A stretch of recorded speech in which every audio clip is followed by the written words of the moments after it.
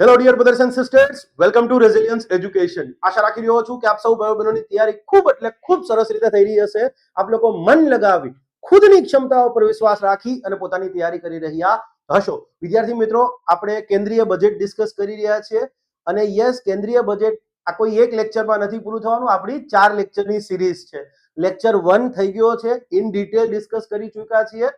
Yes, જો તમે ન જોયો હોય તો એની લિંક તમને ડિસ્ક્રિપ્શન બોક્સની અંદર મળી જશે. Yes, okay. કેન્દ્રીય બજેટ વખતે મેં તમને કીધું હતું એમ કે ખાસ કરીને જે લોકો સીસી ગ્રુપ એ ની પ્રિપરેશન કરે છે અને સ્પેસિફિકલી જેમને પ્રિલિમમાં કોઈ ટેન્શન નથી, મેઇન્સ વાળા છે, તો આપણે એમને લઈ અને આખું આ રેઝિલિયન્સ ઇનિશિયેટિવ શરૂ કર્યું છે. તમે જાણો જ છો. અને યસ, એના જ ભાગરૂપે મેં તમને અગાઉ પણ કીધું હતું કે ઓલરેડી કેન્દ્રીય બજેટમાંથી 1 માર્ક્સના, 2 માર્ક્સના, 3 માર્ક્સના કે 5 માર્ક્સના કયા કયા સવાલો આવી શકે, ક્લિયર છે. યસ, એ ઓલરેડી કહી ચૂક્યો છું. આ પીડીએફ પણ તમને ડિસ્ક્રિપ્શન બોક્સની અંદર મળી જશે. ઓકે,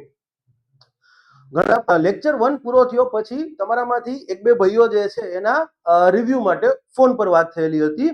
તો એમને એવું કીધું કે સર, આખો કે બજેટનો એક કોમન વિડીયો બનાવીને મૂકી દો તો ન ચાલે. ને મેં કીધું ભાઈ, 5 કલાકનો વિડીયો થઈ જાય અને કોઈ પણ માણસ માટે 5 કલાક એકાગ્રતા સાથે એ વસ્તુ જોવી એ શક્ય જ નથી. આપણે વેબ સિરીઝ ના જોઈ શકીએ. કોઈ પણ હીરો હિરોઈન આપણા ફેવરિટ હોય, એનું ગમે એવું પિક્ચર હોય તો 5 કલાક કોન્સ્ટન્ટ ન જ જોઈ શકીએ એકાગ્રતા સાથે. તો અહીંયા તો ભણવાનું છે. તો એક વસ્તુ એ થઈ.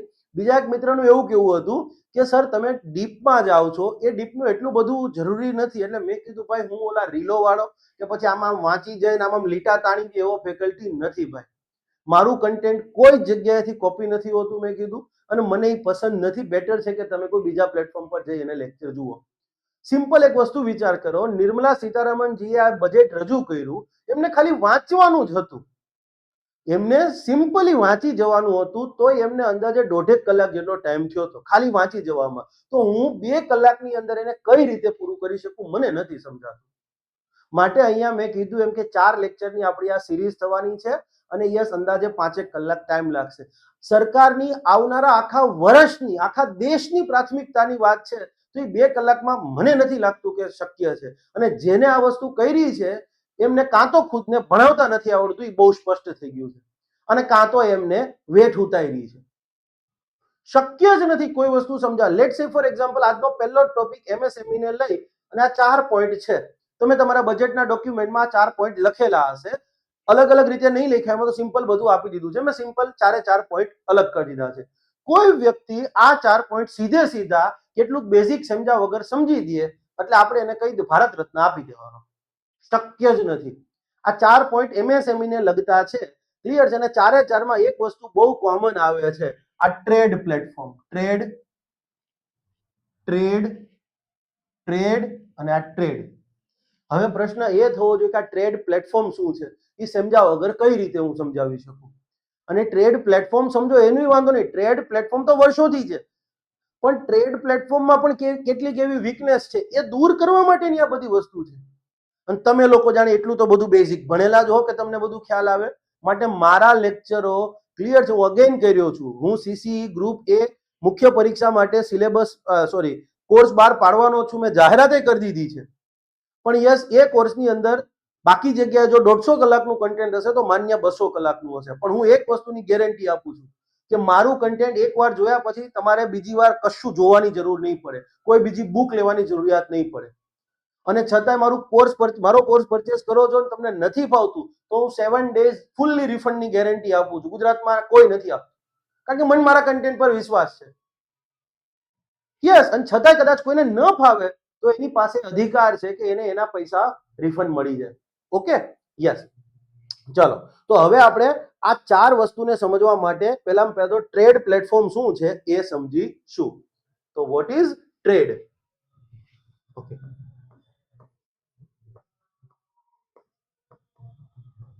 ઓકે. ટ્રેડ છે એ સિમ્પલી આરબીઆઈ દ્વારા રેગ્યુલેટ કરવામાં આવતું એક પ્લેટફોર્મ છે અને એનું ફૂલ ફોર્મ છે trade receivables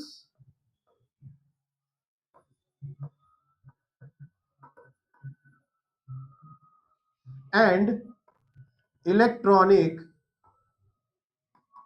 ડિસ્કાઉન્ટિંગ system. TReDS system કહે છે અથવા તો ટ્રેડ. ઓકે, હવે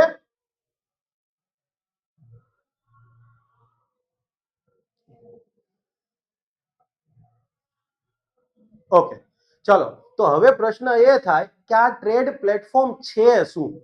તો એને સમજવા માટે આપણે સિમ્પલ એક પ્રેક્ટિકલ એક્ઝામ્પલ લઈએ એટલે તમને વધારે ખ્યાલ આવશે કે લેટ સે ફોર એક્ઝામ્પલ કોઈ એક એમએસએમઈ એકમ છે, એમએસએમઈ એકમ, અને એ પેકેજિંગ ઇન્ડસ્ટ્રીમાં કામ કરે છે. અને એ લેટ સે ફોર એક્ઝામ્પલ કોઈ મોટી કંપની છે,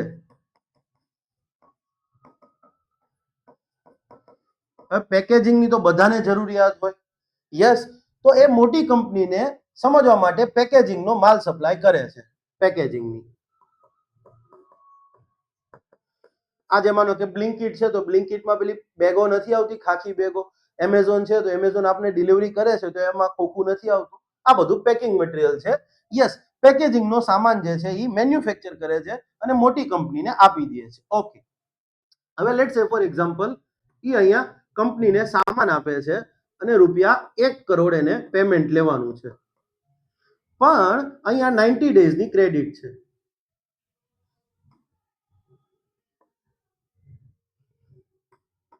ઓકે, 90 ડેઝ ક્રેડિટ. ઓકે, 90 દિવસની આ જે ક્રેડિટ છે, હવે એમાં શું થાય છે કે નોર્મલી કંપની જે છે એ 90 દિવસની અંદર એમએસએમઈ ને પેમેન્ટ આપી જ દે, કોઈ પ્રોબ્લેમ નથી થતો નોર્મલી. પણ સારી કંપની હોય તો. પણ ઘણા ખરા કેસમાં એવું થતું હતું કે કંપની છે એ 90 દિવસ વીતી જાય પછી એ પેમેન્ટ ન કરતી. હા, ન કરતી, આવું થતું હતું. અને ઘણી વખત તો 90 દિવસ ને 180 દિવસ જાય તો પેમેન્ટ ન મળ્યું હોય. હવે આ એમએસએમઈ એકમ છે, હવે એને જનરલી બેંક, મોટી કંપનીને બેંકો ઇઝીલી ફંડ આપતા હોય. આમને ઇઝીલી ફંડ મળે તો કે ના, નથી મળતું. આ વાસ્તવિકતા છે આજના દિવસે. પછી એમને જે સામાન મેન્યુફેક્ચરિંગ કરવું છે, એમને ઉત્પાદન પેકેજિંગના સામાન બનાવવો છે, તો સ્વાભાવિક છે એને માર્કેટમાંથી રો મટીરિયલ લેવાનું થશે. ચલો, એને રો મટીરિયલ ક્રેડિટ પર લઈ લીધું, પણ કર્મચારીને પગાર નહીં દેવાનો, એને ઇલેક્ટ્રિસિટીનું બધું બિલ નહીં ભરવાનું. યસ, તો આમને બી ખર્ચો તો થતો જ. તો અહીંથી પેમેન્ટ રિલીઝ થવામાં ટાઈમ લાગતો હતો. આ પેમેન્ટમાં જે વિલંબ થતો હતો, પેમેન્ટમાં વિલંબની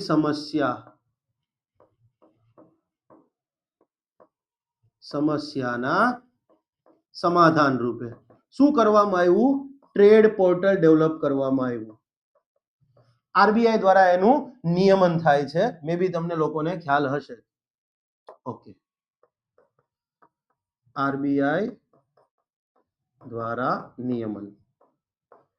ઓકે, હવે આ ટ્રેડ પ્લેટફોર્મમાં શું થયું? આટલું બધું બરાબર છે.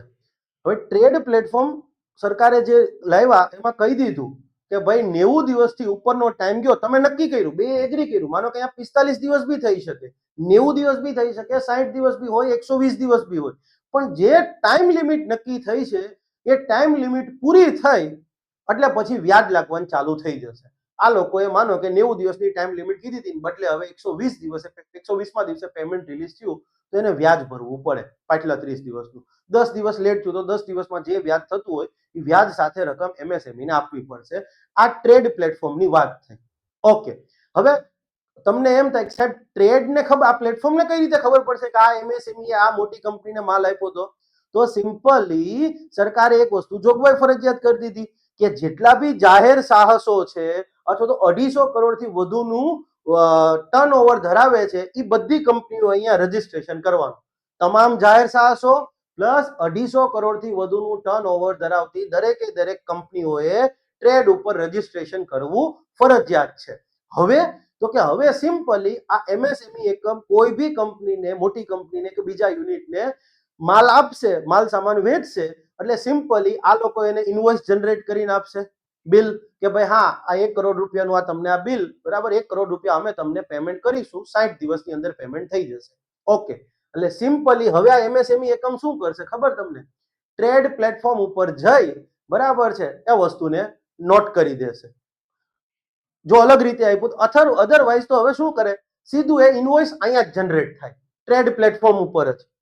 આ ટ્રેડ પ્લેટફોર્મ છે એની ઉપર જ આખું બિલ જનરેટ થશે. એમએસએમઈ એકમ જે છે એ અહીંયા ટ્રેડ પ્લેટફોર્મ ઉપર આ કંપનીને બિલ મોકલી દેશે. આ કંપની એક્સેપ્ટ કરી લેશે કે હા ભાઈ અમે આ XYZ એમએસએમઈ કંપની પાસેથી 1 કરોડ રૂપિયાનો પેકેજિંગનો સામાન લીધો છે અને 60 દિવસ 45 દિવસ 120 દિવસ જેટ નક્કી થયું હોય એટલા દિવસમાં આ પેમેન્ટ થઈ જશે. Point is clear? ઓકે, આટલી વસ્તુ. તો હવે પ્રશ્ન એ થાય કે પેલા તો સરકાર આગળ વિગત જતી રહી કે ભાઈ હા આ મોટી કંપની આને પેમેન્ટ કરવાનું છે, ફાઇન. પેમેન્ટ ન કરે તો વ્યાજ આપવાનું છે, એ પણ ફાઇન. પણ હવે એક વસ્તુ વિચાર કરો કે આ કોઈ એમએસએમઈ એકમે કંપનીને 1 કરોડ રૂપિયાનો માલ આપ્યો, 90 દિવસની ક્રેડિટ આપી. પણ આ એમએસએમઈ કંપનીને માનો કે 30મા દિવસે જ પૈસાની જરૂરિયાત પડી તો અહીંયા તો એ કહે કે જો થતું હોય તો આપી દો ને, પણ આ કહેશે કે ના ભાઈ આપણે તો 90 દિવસનો વાત થઈ હતી, 30મા દિવસે જ આને પેમેન્ટની જરૂરિયાત પડી. તો હવે શું કરવાનું? તો હવે સિમ્પલી આ એમએસએમઈ એકમ છે એ ટ્રેડ ઉપર જઈને ટ્રેડ પ્લેટફોર્મ પર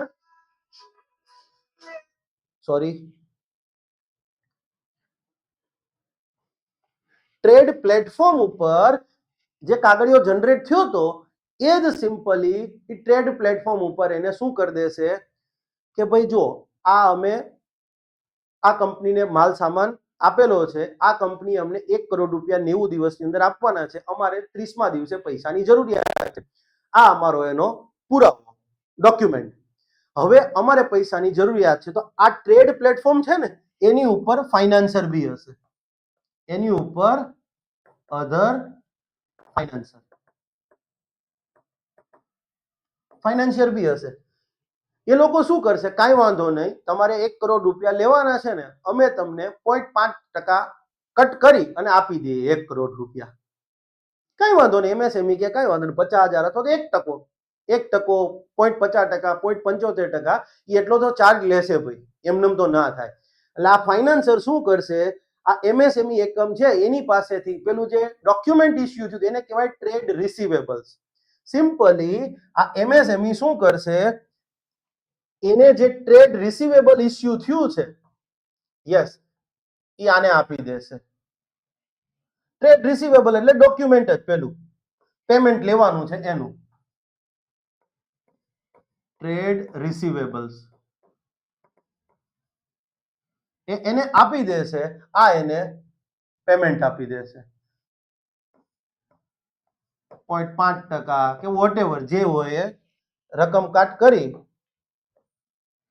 ડિસ્કાઉન્ટ રેટ કે એને ડિસ્કાઉન્ટ રેટ કટ કરીને પેમેન્ટ આપી દેશે. આ થોડું કોમ્પ્લેક્સ છે, હા. કટ કરી દેશે અને સિમ્પલી પેમેન્ટ આપી દેશે. એટલે હવે શું થઈ ગયું? આ મોટી કંપનીએ અમને 1 કરોડ રૂપિયા અમારે 90 દિવસમાં આપવાના છે, એ ડોક્યુમેન્ટ આપ્યું હતું જેને આપણે ટ્રેડ રિસીવેબલ કહીએ છીએ.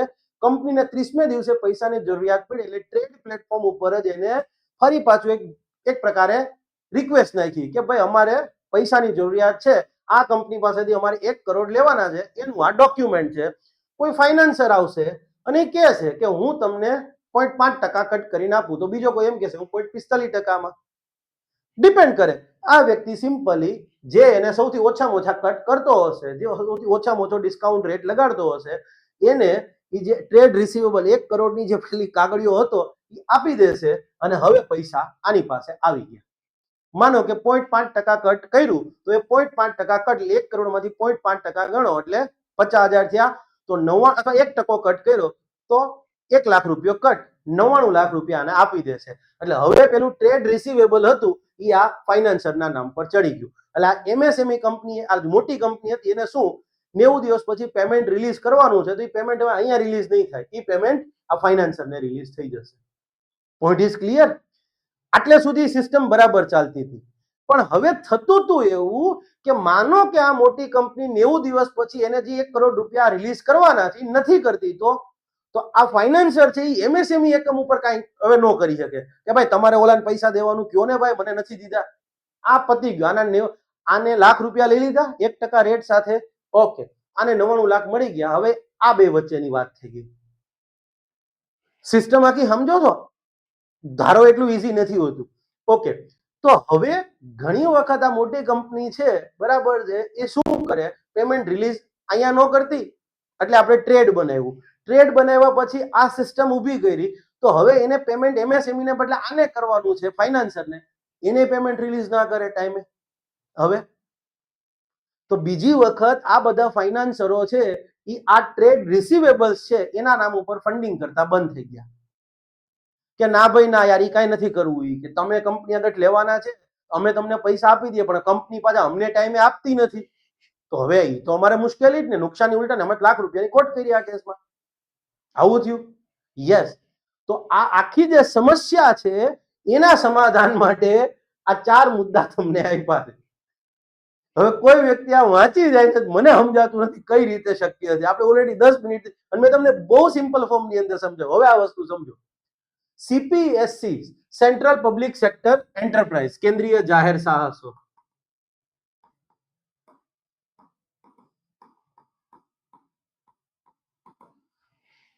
સિમ્પલી શું કીધું કે કેન્દ્રીય જાહેર સાહસો દ્વારા, ફોર એક્ઝામ્પલ ઓએનજીસી છે, ઇન્ડિયન ઓઇલ છે, આઈઓસી ઇન્ડિયન ઓઇલ કોર્પોરેશન કે વોટ એવર, તમે જે લ્યો એ ભેલ લ્યો, ખાવાની નહીં, ભારતીય હેવી ઇલેક્ટ્રોનિક્સ લિમિટેડ, ગેલ લ્યો, સેલ લ્યો, એ બધા.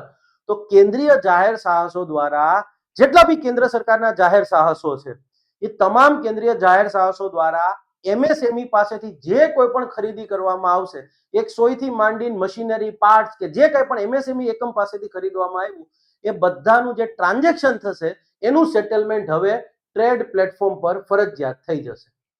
એમએસએમઈ એકમ ભારત સરકારના જેટલા બી, ભારત સરકારના કીધું છો, રાજ્ય સરકાર જ નથી, જો કેન્દ્ર સરકારના જેટલા બી એમએસએમઈ એકમો છે એ લોકો, સોરી, કેન્દ્ર સરકારના જેટલા બી જાહેર સાહસો છે એ એમએસએમઈ એકમ પાસેથી કંઈ પણ ખરીદી કરે છે તો હવે એનું ટ્રાન્ઝેક્શન સેટલમેન્ટ ફરજિયાતપણે ટ્રેડ પ્લેટફોર્મ પર થશે.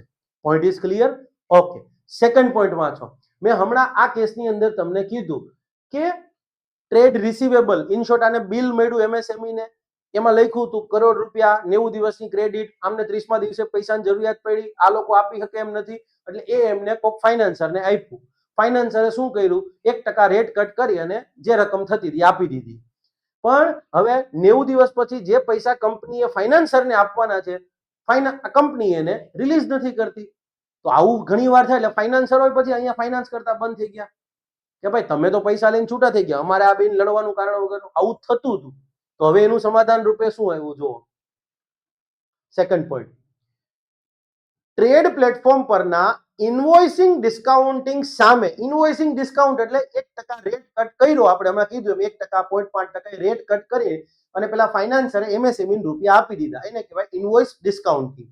તો ટ્રેડ પ્લેટફોર્મ પર જે ઇન્વોઇસ ડિસ્કાઉન્ટિંગ થાય છે, યસ, એની સામે credit guarantee trust micro and small enterprise, Bharat સરકાર હેઠળનું આ એક સંસ્થાન છે, credit guarantee trust micro and small enterprises, આના મારફતે ક્રેડિટ ગેરંટી ઉપલબ્ધ કરાવવામાં આવશે.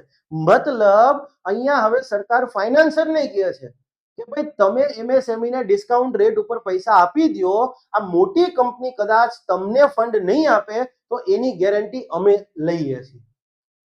Credit guarantee trust micro small enterprise Bharat સરકાર હેઠળનું સંસ્થાન છે, એને કીધું કે તમે આને ડિસ્કાઉન્ટ રેટ ઉપર પૈસા આપી દીધા, હવે પૈસા તમારે કંપની આરે લેવાના છે, તો કંપની કાલ સવારે તમારી બે વચ્ચે કઈ કંપની પેમેન્ટ રિલીઝ નહીં કરે તો યસ, એની એક ગેરંટી અમે આપીશું. ક્લિયર?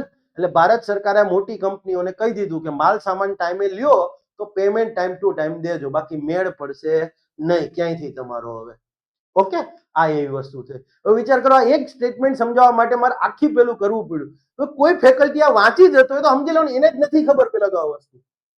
ઓકે, નેક્સ્ટ છે આ સમજો. GeM, government e market place.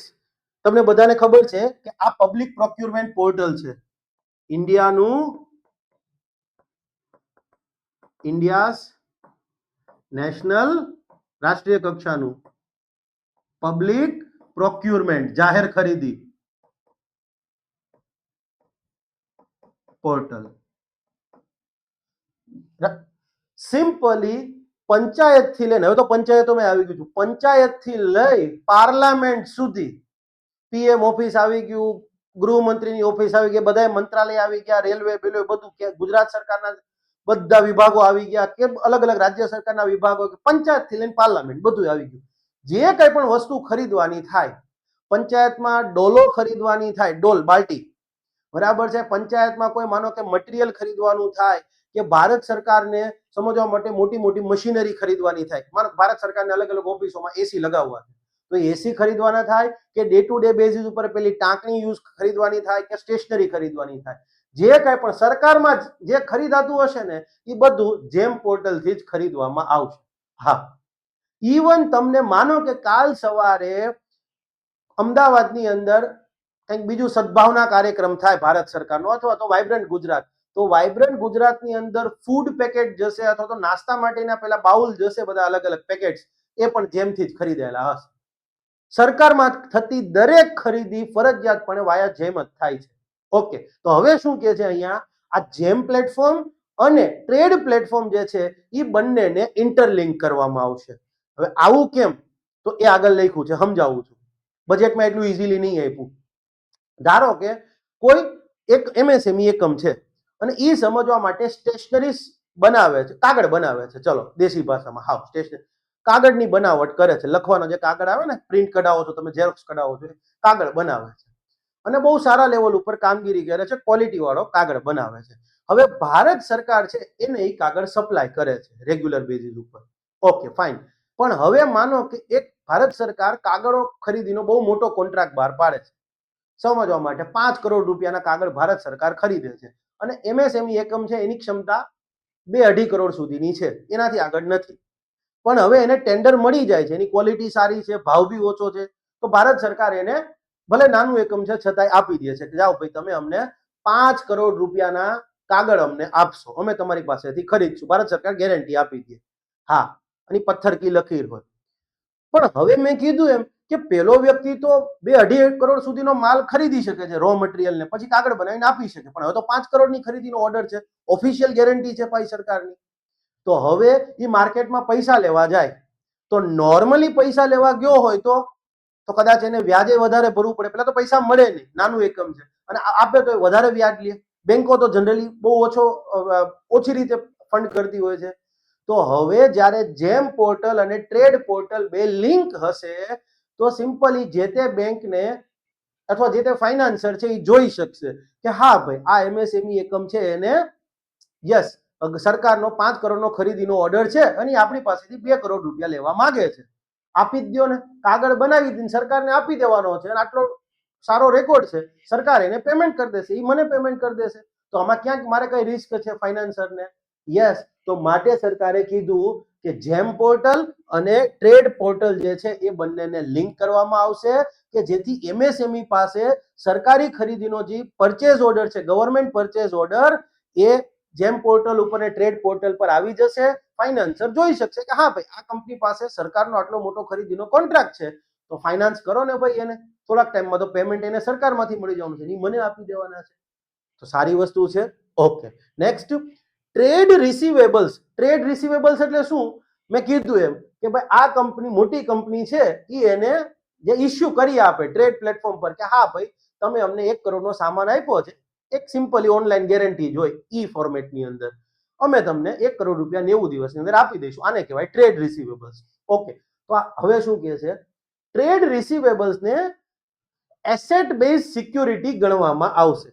હવે એસેટ બેઝ સિક્યુરિટી એટલે શું? માનો કે તમારા હાથની અંદર કરન્સી નોટ છે, તો યસ એ કરન્સી નોટ ભારત સરકાર ઈચ્છા પડે એમ નો છાપી નાખે, એને માર્કેટમાંથી આપણને ખબર છે મિનિમમ રિઝર્વ સિસ્ટમ છે, એના અંતર્ગત ગોલ્ડ અથવા તો એટલું ગોલ્ડ પરચેસ કરવું પડે, અથવા તો ફોરેક્સ રિઝર્વ પરચેસ કરવું પડે. યસ, ફોરેક્સ રિઝર્વનું બેકિંગ હોય અથવા તો ગોલ્ડનું બેકિંગ છે. તો હવે અહીંયા કહી દીધું કે આ ટ્રેડ રિસીવેબલ્સ છે, મોટી કંપનીએ એમએસએમઈ ને આપેલી ગેરંટી કે અમે 1 કરોડ રૂપિયા આપણા કેસમાં કીધું 90 દિવસ અંદર આપી દઈશું. ટ્રેડ રિસીવેબલ્સને હવે પછીથી એસેટ બેઝ સિક્યુરિટી ગણવામાં આવશે. અને એસેટ બેઝ સિક્યુરિટી છે મતલબ તમે કરન્સી નોટ કોઈને આપીને એમ કહો છો કે લાય ભાઈ 2 ક્લાસિક માઇલ્ડ અથવા 2 પૌવા, બરાબર છે, પૌવા એટલે આ પૌવા નહીં, બિહારી વાળું પૌવા નહીં, પૌવા નહીં, બટાકા પૌવા, પૌવા, બરાબર છે? હા, યસ. તો એ સામે હસતા હસતા સ્વીકારી લે છે તમારી પૈસાની નોટ, બે તમારી માઇલ્ડ અથવા પૌવા, ચા, કટિંગ જે કયો આપી દે છે. તો આ પણ હવે, કારણ કે એસેટ બેઝ છે, ગવર્મેન્ટની ગેરંટી છે, તો અહીંયા કહી દીધું કે આ જે ટ્રેડ રિસીવેબલ્સ છે એને એસેટ બેઝ સિક્યુરિટી ગણવામાં આવશે, કે જેથી આગળ જતા હવે એમએસએમઈ એને, જેમ સ્ટોક માર્કેટની અંદર તમે શેર્સ વેચી શકો છો, ખરીદી શકો છો, એમ એને પણ તમે આગળ જતા સેકન્ડરી માર્કેટની અંદર ખરીદી શકશો. હવે સેકન્ડરી માર્કેટ અત્યારે અહીંયા નથી જવું. સિમ્પલી કોઈ કંપની આઈપીઓ લાવે અને આઈપીઓમાં તમને જે શેર્સ મળે તો એને કહેવાય પ્રાઇમરી માર્કેટ. પણ તમે શેર્સ ખરીદ્યા પછી તમે તમારા બીજા ભાઈબંધને વેચો તો એ સેકન્ડરી માર્કેટ. તો પહેલું અહીંયા પ્રાઇમરી શું થઈ ગયું? મોટી કંપનીએ એમએસએમઈ ને આ ઇસ્યુ કર્યું ટ્રેડ રિસીવેબલ્સ, તો એ પ્રાઇમરી. પણ હવે એ પછી કોઈ બીજા ફાઇનાન્સરને વેચે, બીજા ફાઇનાન્સરને, એને કહેવાય સેકન્ડરી માર્કેટ. તો એ પણ હવે થઈ શકશે. હવે તમે એક વસ્તુ વિચાર કરો, આ 4 મુદ્દા કોઈ જગ્યાએ તમને એમને સમજાવ્યા, કઈ રીતે સમજાય મને યાદ નથી. ગોખવા માટે બધું સમજાય. હવે તમે ઇઝીલી યાદ રાખી શકશો. હવે તમને ક્વેશ્ચન પૂછે કે કેન્દ્રીય બજેટ 2026-27 હેઠળ અથવા 26-27 અન્વયે એમએસએમઈ એકમોને ફંડની ઉપલબ્ધિ વધે એ હેતુ સરકારે લીધેલા પગલા, સરકારે જાહેર કરેલ જોગવાઈઓ પર નોંધ લખો. 3 માર્ક્સ.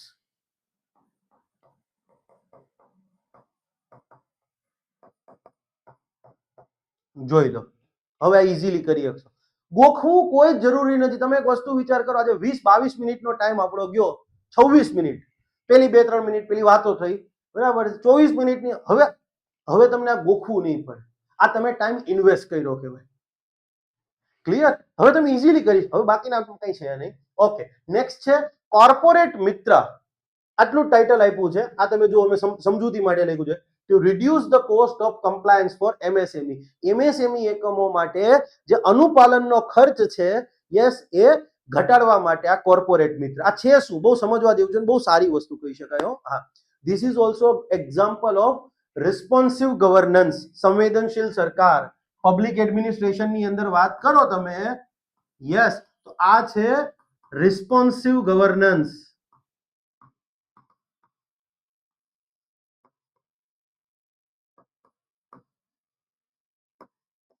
ઉદાહરણ તમારા ઓલા સિલેબસ ની અંદર, સીસીઈ ના સિલેબસમાં સેન્સિટિવ લખ્યું છે, સેન્સિટિવ ના એટલે રિસ્પોન્સિવ. હવે બધી જગ્યાએ રિસ્પોન્સિવ જ લખ્યું છે. ઓકે, સંવેદનશીલ સરકાર, આ એનું એક્ઝામ્પલ કહી શકાય. કેમ? બહુ સિમ્પલ છે સમજવા માટે. હવે એમએસએમઈ એકમ છે, આપણે કીધું એમએસએમઈ એકમને ભારતની અંદર સૌથી મોટો પડકાર શું છે? ફંડની ઉપલબ્ધિ. એવું નથી કે એમની પાસે કામ કરવાવાળા માણસો નથી અથવા તો કામ કરવાની ભાવના, લાગણી, સ્પિરિટ નથી, પણ ફંડની ઉપલબ્ધિ સૌથી મોટો પ્રોબ્લેમ છે. તો ફંડની ઉપલબ્ધિને ધ્યાનમાં રાખતા આપણે સરકારે 4-5 મુદ્દાની વાત કરી, સમજી ગયા. પણ સરકારે બીજું પણ વાત કરી કે હવે આપણે એવું કરીએ કે એ લોકોને કોસ્ટ પણ ઓછી આવે, એમનો ખર્ચોય ઘટે. ખાલી આવક વધારવાથી ખર્ચો ઘટાડીએ તો પણ લાભ થાય ને. ઘણી વખત કેવું હોય કે તમને આવક ન આવતી પણ તમે ખર્ચા કંટ્રોલ કરી દો તો તમે લાંબુ ટકી શકો. તો આ કંઈક એવી વાત છે. હવે નોર્મલી મોટી કંપની છે તો ખબર છે કે એને એકાઉન્ટિંગ લખવાના હોય, નામા એના બધા હોય, એના જીએસટી રિટર્ન ફાઇલ કરવાના હોય, એના આવકવેરાના રિટર્ન ફાઇલ કરવાના હોય, પછી કોર્પોરેટ અફેર્સ મિનિસ્ટ્રીમાં બીજા એના અલગ અલગ ઘણા બધા રિટર્ન ફાઇલ કરવાના હોય. તો આ બધી કામગીરીને સરકારી કાયદાઓ સાથેનું અનુપાલન કહેવાય. સિમ્પલી જીએસટી રિટર્ન ફાઇલ કરવું, આઈટી રિટર્ન ફાઇલ કરવું, સરકારમાં બીજા બધા ડોક્યુમેન્ટ સબમિટ કરવાના હોય, તો આ બધી કામગીરીને અનુપાલન કહેવાય, કમ્પ્લાયન્સ. હવે મોટી કંપની છે તો એને સીએ રાખેલા હશે, કંપની સેક્રેટરીઝ રાખેલા હશે, કોસ્ટ એકાઉન્ટિંગ માટેના એના સ્ટાફ અલગ હશે. તો મોટી કંપની તો ખર્ચ કરી શકે છે, પણ એમએસએમઈ એકમ માટે એને સીએ રાખવો, કંપની સેક્રેટરીઝ પાસે કામ કરાવવું, અથવા કોસ્ટ એકાઉન્ટિંગ વાળા સ્ટાફ રાખવો તો એમની પાસે બહાર કામ કરાવવું, માનો કે પ્રાઇવેટ સીએ પાસે, તો સીએ તો એ મુજબનો ચાર્જ લે ને. હા, પણ તો હવે સરકારે એક નવી વસ્તુ કીધી, કોર્પોરેટ મિત્રનો કોન્સેપ્ટ કે આપણે લાવ્યા. એમએસએમઈ માટે મુશ્કેલી છે તો કે શું કરશું?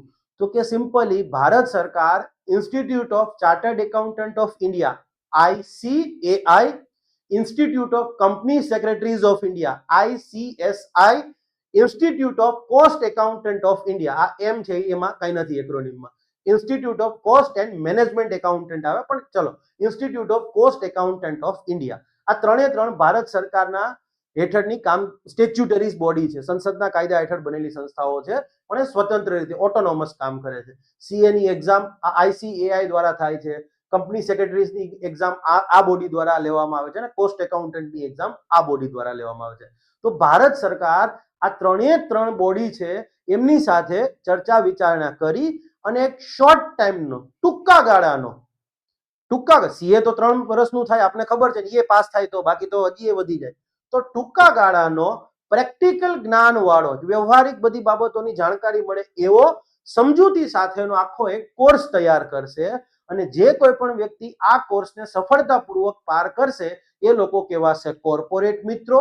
અને યસ, આ કોર્પોરેટ મિત્રો જે નાના અને મધ્યમ શહેરો છે, ટિયર 2 અને ટિયર 3 સિટીઝ છે, એમાં કામગીરી કરશે અને MSME એકમોને જે એકાઉન્ટિંગની જરૂરિયાત છે, એના રિટર્ન ફાઇલિંગ કરવાની વાત હોય, એના બીજા બધા ડોક્યુમેન્ટ એને સબમિટ કરવાના હોય તો એમાં એ મદદ કરશે. સીએ પાસે જાય તો ખર્ચ વધારે થાય, તો કોર્પોરેટ મિત્ર સીએ કામ એ જ કરશે પણ થોડું સ્મોલ સ્કેલ ઉપર. ઇટ ઇઝ લાઈક કે તમે સુપર સ્પેશિયાલિસ્ટ ડોક્ટર આગળ બતાવવા જાઓ, MD ફિઝિશિયન આગળ જાઓ, MBBS આગળ જાઓ અને BHMS આગળ જાઓ, કોસ્ટ એ રીતે આવે ને. તો ધીસ ઇઝ લાઈક ધેટ. હવે તમને એમ થાય સંવેદનશીલ સરકાર એટલે શું? તો સિમ્પલી એવી સરકાર કે જે લોકોની સમસ્યા હોય, લોકોને પ્રોબ્લેમ હોય, એ પ્રોબ્લેમને ધ્યાન ઉપર લે અને એનું સમાધાન કરે. ધેટ ઇઝ સંવેદનશીલ સરકાર. ક્લિયર? તો આ એનું એક્ઝામ્પલ ના થયું? એ તો હજી આપણે કોર્સમાં પબેડમાં જોવાના છીએ. ઓકે, તો આ થઈ કોર્પોરેટ મિત્રની વાત. નેક્સ્ટ જે છે ઇન્ફ્રાસ્ટ્રક્ચર રિસ્ક ગેરંટી ફંડ. હવે નામ જ છે કે ભાઈ ઇન્ફ્રાસ્ટ્રક્ચરમાં જે રિસ્ક હોય, જે ભય હોય, એને ગેરંટી આપતું એક ફંડની રચના કરવામાં આવશે. આ સાચું છે, આવું જ કંઈક ઉદ્દેશ્ય છે. એક્ઝામ્પલ સાથે સમજીએ. લેટ સે ફોર એક્ઝામ્પલ કોઈ ઇન્ફ્રાસ્ટ્રક્ચર ડેવલપર્સ છે અને આખી GIDC ડેવલપ કરે છે નવી, અને GIDC માં 100 શેડ રાખે, 100 પ્લોટ કે 100 અલગ અલગ ફેક્ટરીઓ, કંપનીઓ છે, અહીંયા ફેક્ટરી લગાવી શકશે એમની જરૂરિયાત મુજબના. એને GIDC ની અંદર 100 પ્લોટનું બાંધકામ કર્યું ફેસિલિટી સાથે. હવે એવું થાય છે કે સ્વાભાવિક છે બધા પૈસા તો એના હશે નહીં, અમુક રૂપિયા એને બેંકમાંથી લોન લીધી હશે, ફાઇનાન્સર પાસેથી. ઓકે, સરસ રીતે એને બહુ સારા ઈરાદાથી best of the best facility સાથે આખી GIDC 100 પ્લોટ વાળી તૈયાર કરી. પણ હવે પરિસ્થિતિ માર્કેટમાં એવું થઈ કે એ ટાઈમે એના GIDC ના પ્લોટ વેચાતા નથી, 50 જ પ્લોટ વેચાણ. તો હવે અહીંયા તો ઇન્ફ્રાસ્ટ્રક્ચર ડેવલપ કરનાર કંપની છે, વ્યક્તિ છે, એ તો જેન્યુઅનલી કામ કરે છે. તો હવે એને તમે એવું તો ના કહી શકો કે ટાઈમ ટુ ટાઈમ એ કહેશે કે ભાઈ મારો જો ભાઈ બિઝનેસમાં આવું થયું છે, તો જેન્યુઅન છે, જેન્યુઅનલી બિઝનેસ ફેલ થાય તો કોઈ ખોટું નથી. કઈ માલિયા સાહેબની જેમ ભાગી તો નથી ગયા, નીરવ મોદીની જેમ ભાગી તો નથી ગયા. યસ, અહીંયા જ છે ને, તો ખોટું નથી. તો હવે સિમ્પલી હવે આવું થાય તો બેંકો કાલ સવારે ઇન્ફ્રાસ્ટ્રક્ચર ડેવલપર જે છે એને ફંડ કરતા બીવે કે ના ના હો, કાલ સવારે તમે આ GIDC જો ઓલા બનાવી હતી 50 વેચાણ, હજી અમને ફંડ નથી મળ્યું, તો હવે નવી GIDC માં અમે ફંડ નહીં આપીએ, અમે નવા રોડ ના એના બધાના ફંડ નહીં કરીએ. તો હવે તો ઇન્ફ્રાસ્ટ્રક્ચર ડેવલપમેન્ટની અંદર ઇકોનોમીમાં આપણે ભણીએ છીએ કે ઇન્ફ્રાસ્ટ્રક્ચર સેક્ટરમાં એક ઇન્હેરન્ટ રિસ્ક હોય છે, એક અંદરનો એક ભય હોય જ છે, પડકાર હોય જ છે કે વસ્તુ ન વેચાણી, પ્રોજેક્ટ સક્સેસફુલ ન ગયો તો હવે તો બેંકો છે અથવા જે NBFCs છે ફાઇનાન્શિયલ આની અંદર ઇન્ફ્રાસ્ટ્રક્ચર સેક્ટરમાં, એ લોકો ડેવલપરને, ઇન્ફ્રાસ્ટ્રક્ચર ડેવલપ કરનાર જે કંપની છે એને ફંડ ઓછું આપશે. કેમ કે ત્યાં રિસ્ક છે. તો સરકારે કીધું કાંઈ વાંધો નહીં, બેંકો, NBFCઓ, તમે આ ઇન્ફ્રાસ્ટ્રક્ચર ડેવલપ કરે છે એ વ્યક્તિને, એ કંપનીને ફંડ આપો.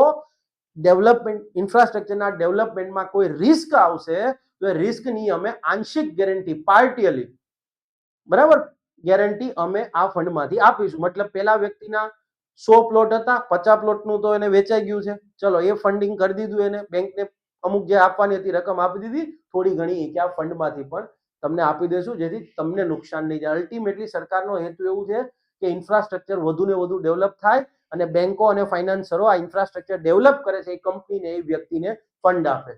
પણ રિસ્ક છે માટે ફંડ નથી આપતા. તો આ ઇન્ફ્રાસ્ટ્રક્ચર રિસ્ક ગેરંટી ફંડ શેના માટે? તો કે જે લોકો જે ઇન્ફ્રાસ્ટ્રક્ચર કંપનીને ફાઇનાન્સ કરે છે, બેંકો અથવા NBFCs, અને એને જે બીક લાગે છે કે કાલ સવારે પ્રોજેક્ટ સફળ નહીં ગયો તો ઓલો બિલ્ડર અથવા તો જે ઇન્ફ્રાસ્ટ્રક્ચર ડેવલપર છે અમને કઈ રીતે પૈસા આપશે, આપી દો, અમુક ગેરંટી તો અમે તમને આપીશું આમાંથી. તો માટે આ ફંડ જે છે ક્રિએટ કરવાની વાત છે. નેક્સ્ટ પોઈન્ટ, પર્યાવરણની દ્રષ્ટિએ ટકાઉ હોય એવી કાર્ગો મૂવમેન્ટ, કાર્ગો પરિવહન.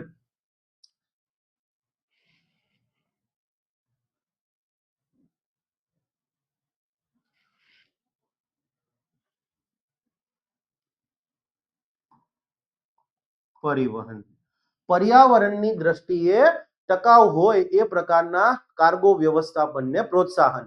અંદર 5 મુદ્દા છે. ક્લિયર છે? ટાઇટલ બજેટમાં આવું નથી આપ્યું, પણ મેં તમને સરળતાથી અને 5 પ્રિલિમમાં આવી શકે એવી વસ્તુ છે. પહેલામાં પહેલી વસ્તુ છે ડેડિકેટેડ ફ્રેટ કોરિડોર. ઓલરેડી ભારતની અંદર 2 ડેડિકેટેડ ફ્રેટ કોરિડોર છે અને આ ત્રીજો એક હવે નવો ડેડિકેટેડ ફ્રેટ કોરિડોરની વાત કરી છે. ઓકે, અને ક્યાંથી ક્યાં? તો કે યસ, દનકુણી પશ્ચિમ બંગાળની અંદર આવેલું છે. ત્યાંથી લઈ અને ગુજરાતમાં સુરત છે, એ બંનેને જોડતો એક નવો ડેડિકેટેડ ફ્રેટ કોરિડોર. ડેડિકેટેડ એટલે વિશેષપણે, ફ્રેટ એટલે માલ સામાન માટેનો કોરિડોર. આજે માનો કે રેલવે છે, તમે જોતા હશો તમારા વિસ્તારમાં કોઈ રેલવેના પાટા હશે તો તમે ત્યાં જોશો કે પેસેન્જર ટ્રેન બી હશે અને માલવાહક ટ્રેન બી આવે છે, રાઈટ? હા, પણ જ્યારે પેસેન્જર ટ્રેન આવતી હોય તો માલવાહક ટ્રેનને ઊભું રહી જવાનું હોય, પહેલી પ્રાથમિકતા પેસેન્જર ટ્રેનને હોય. તો આના કારણે કેવું છે કે માલ સામાન પહોંચવામાં વિલંબ થતો હતો. તો સરકારનો એક નવો પ્રોજેક્ટ આવ્યો, ડેડિકેટેડ ફ્રેટ કોરિડોર. એવા રેલવે ટ્રેક કે જેની ઉપર પેસેન્જર ટ્રેન દોડશે જ નહીં, એની ઉપર માત્ર માલવાહક ગાડીઓને ધન દોડાવવામાં આવશે, કે જેથી ઇન્ડસ્ટ્રીમાં એવો નિયમ છે કે જેટલું ઓછા ટાઈમમાં પહોંચી શકશે માલ સામાન, એ બહુ પોઝિટિવ સાઇન છે. માટે તો ચાઇના આખા દુનિયાની અંદર બેલ્ટ એન્ડ રોડ ઇનિશિયેટિવ કરે છે. Yes, one belt one road આવું કહે છે ને. હા, એટલા માટે આ અત્યારે તમારા કામનું નથી અહીંયા, માટે એને નહીં જોઈએ. ઓકે, તો ઓલરેડી 2 ડેડિકેટેડ ફ્રેટ કોરિડોર છે. એક છે વેસ્ટર્ન ડેડિકેટેડ ફ્રેટ કોરિડોર અને એક છે eastern dedicated freight corridor. Western ક્યાંથી, ઈસ્ટર્ન ક્યાંથી શરૂ થાય છે? જલંધર. ધુરંધર નહીં, જલંધર. હા, આજકાલ નવો એક ટ્રેન્ડ ચાલુ થયો છે કે ખરેખર તમે એક વસ્તુ જુઓ ને, આ જે પોલીસની પરીક્ષાઓની એની તૈયારી કરાવે છે, કોન્સ્ટેબલ અથવા તો પીએસઆઈ, એ બધાની એડવર્ટાઇઝમેન્ટની જાહેરાતની અંદર આઈપીએસ નો ફોટો પહેલા તો આવતો. હવે તો ચલો એઆઈ થી બનાવે છે, પણ હવે કોન્સ્ટેબલની એક્ઝામ હોય અને એની અંદર જે ઓલો એડવર્ટાઇઝમેન્ટમાં ફોટો હોય ને અધિકારીનો, 3 સ્ટાર હોય. હા, પીએસઆઈ ની હોય તો હવે 2 સ્ટાર મૂકવા માંડ્યા છે. પેલા તો ઓલો રામચરણ તેજાનો જ ફોટો મૂકતા. પેલું ધ્રુવા પિક્ચર છે ને, ઓલો આઈપીએસ છે, એનો ફોટો કોન્સ્ટેબલની એક્ઝામની એડવર્ટાઇઝમેન્ટમાં. હા, સીસી ના ધુરંધર, કોન્સ્ટેબલ ના ધુરંધર, આવા બધા લખે ને, યાદ રાખો ને આ બધા બોલ બચ્ચન જ હોય. Yes, they don't have a content. Okay, Jalandhar. Jalandhar થી આમ જતા જતા જતા જતા જતા જતા નીચે નીચે નીચે આમ જશે અને અહીંયા યસ, દનકુણી. પ્રોનાઉન્સિએશન ખોટું હોય જવા દેજો ભાઈ, ચલાવી લેજો. વેસ્ટ બેંગાલ, આ પંજાબ. ઓકે, પછી તો એક પોઈન્ટ થાય છે, આ છે ઈસ્ટર્ન ડેડિકેટેડ ફ્રેટ કોરિડોર અને એક વેસ્ટર્ન આવે છે, કાઇન્ડ ઓફ અહીંથી દાદરીથી શરૂ થાય છે. દાદરી યુપીમાં, અને ત્યાંથી શરૂ આગળ જતા રાજસ્થાન, ગુજરાત, ગુજરાત, ગુજરાત, મહારાષ્ટ્ર અને અહીંયા JNPT, Jawaharlal Nehru port trust. સારું છે આ સરકારે 12 વર્ષમાં આનું નામ નથી બદલ્યું હો, નકર બદલી જ જાય મને લાગતું હતું. JNPT. ઓકે, અને JNPT. ઓકે, તો શું થયા? આ છે તમારો ઈસ્ટર્ન ડેડિકેટેડ ફ્રેટ કોરિડોર અને આ છે તમારો western dedicated freight corridor. Dedicated એટલે વિશેષપણે માલ સામાન માટેનો કોરિડોર. અને હવે જે થવાનું છે, યસ, થર્ડ જે છે એ દનકુણી, એ કાઇન્ડ ઓફ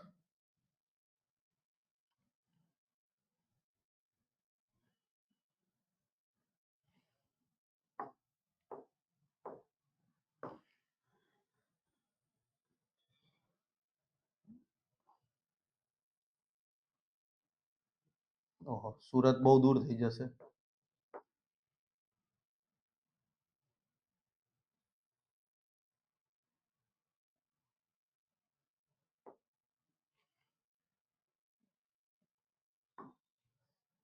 અને હવે જે આવે છે એ કાઇન્ડ ઓફ આવો કંઈક આવશે.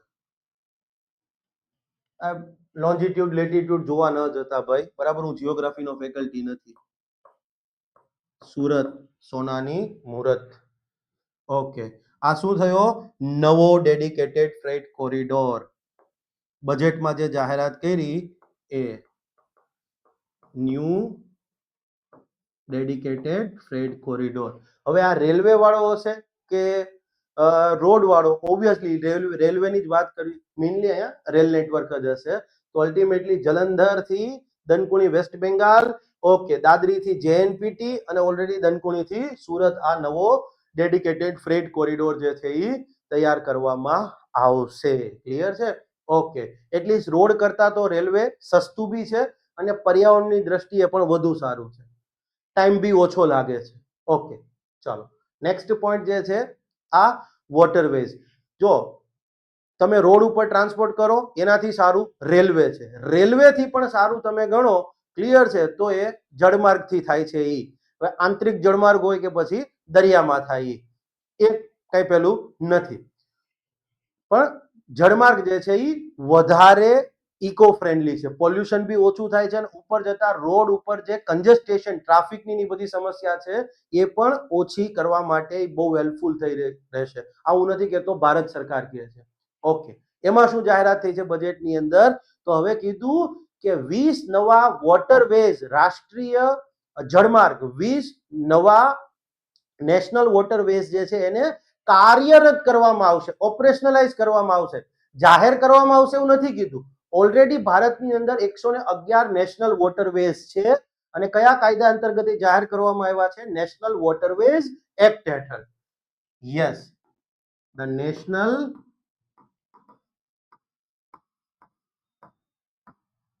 વોટરવેઝ એક્ટ, રાષ્ટ્રીય જળમાર્ગ અધિનિયમ. આઈ થિંક 2016 ની અંદરનો કાયદો છે, જો મારી ભૂલ ના થતી હોય તો. અને યસ, એમાં શું કીધું? અહીંયા ઓલરેડી 111 નેશનલ વોટરવેઝ જાહેર કરવામાં આવ્યા છે. ગુજરાતમાં ક્યાં ક્યાં છે કેજો જી, કોઈને ખબર હોય તો કમેન્ટ કરી દેજો ગ્રુપની અંદર, કમેન્ટ બોક્સની અંદર. 111 નેશનલ વોટરવેઝ છે ઓલરેડી. તો જાહેર તો કરી દીધા છે. અહીંયા શું કીધું? જાહેર કરવાના નથી કીધું, કાર્યરત કરવાના છે. ઓલરેડી અત્યારે નેશનલ વોટરવેઝ 1, નેશનલ વોટરવેઝ 2 અને નેશનલ વોટરવે 3 જે છે એ મોર ઓર લેસ ઓપરેશનલાઇઝ થઈ ગયા છે. એમાં ઓલરેડી આંતરિક જળમાર્ગથી પરિવહન થાય છે. જોજો ખ્યાલ આવી જશે છે, જો ન વાંચ્યું હોય તો. તો હવે શું કીધું? 20 નવા જળમાર્ગ જે છે, રાષ્ટ્રીય જળમાર્ગો, એને કાર્યરત કરવામાં આવશે. જાહેર કરવાનું નથી કીધું, કાર્યરત કરવા એટલે ઓલરેડી જાહેર થઈ ગયા છે. હવે ત્યાં આપણે સુનિશ્ચિત કરશું કે પરિવહન થવાનું શરૂ થઈ જાય. ઓકે, અને એની શરૂઆત નેશનલ વોટરવેઝ 5 થી કરવામાં આવશે. નેશનલ વોટરવે 5 સાથે કઈ નદી જોડાયેલી છે? રાષ્ટ્રીય જળમાર્ગ 5 સાથે કઈ નદી? તો બ્રહ્માની અને યસ મહાનદી, સોરી હું બ્રહ્મપુત્ર બોલવા જતો હતો, સ્લીપ ઓફ ટંગ. બ્રહ્માની અને મહાનદી જે છે એનો જે આખો ડેલ્ટા સિસ્ટમ છે એમાં નેશનલ વોટરવેઝ 5. ઇનફેક્ટ આ નદીનો જે ડેલ્ટા સિસ્ટમ છે, મુક્ત ત્રિકોણ પ્રદેશ વાળો આખો જે ભાગ છે, એને સરકારે નેશનલ વોટરવે 5 જાહેર કર્યો છે, 5મો રાષ્ટ્રીય જળમાર્ગ જાહેર કર્યો છે. તો યસ, 20 ને કાર્યરત કરીશું. શરૂઆત નેશનલ વોટરવે 5 થી કરીશું. કેમ કે જેથી ઓડિશા રાજ્યમાં જે ખનીજથી સમૃદ્ધ વિસ્તારો છે, એંગુલ અને ટેલચર, તેલચર જે બોલતા હોય, તેલચર અને અંગુલ કરીને જે વિસ્તાર છે ખનીજ સમૃદ્ધિ વાળા, એ અને ત્યાંનું જે ઔદ્યોગિક વિસ્તાર છે કલિંગનગર, એને પારાદીપ અને ધામરા પોર્ટ સાથે લિંક કરી શકાશે. પારાદીપ છે એ મેજર પોર્ટ છે ભારતની અંદર, આપને ખબર છે, 12+1 પેલું વઢવાણ મહારાષ્ટ્રમાં. યસ, એટલા મેજર પોર્ટ છે. આપણું કંડલા પોર્ટ છે એ મેજર પોર્ટ છે. બોમ્બે જેએનપીટી છે એ મેજર પોર્ટ છે. યસ, તો પારાદીપ એમાંનું મેજર પોર્ટ છે. તો એ પારાદીપ અને ધામરા પોર્ટ જે છે એની સાથે લિંક કરવામાં આવશે. 20 જેટલા રાષ્ટ્રીય જળમાર્ગો છે એ હવે શરૂ કરી દેવામાં આવશે. શરૂઆત નંબર 5 થી કરવામાં આવશે કે જેથી ઓડિશા રાજ્યના અંગુલ અને ટેલચર વિસ્તારો છે ખનીજવાળા, એને અને ઔદ્યોગિક વિસ્તાર કલિંગનગરને બે પોર્ટ સાથે જોડવાના, પારાદીપ અને ધામરા. અને no matter, no surprise for all, Dhamra port કોનું છે? આપણા ગૌતમ કાકાનું. યસ, ડેવલપ કરી રહ્યું છે અદાણી સમૂહ. ઓકે, આ વસ્તુ થઈ ગઈ.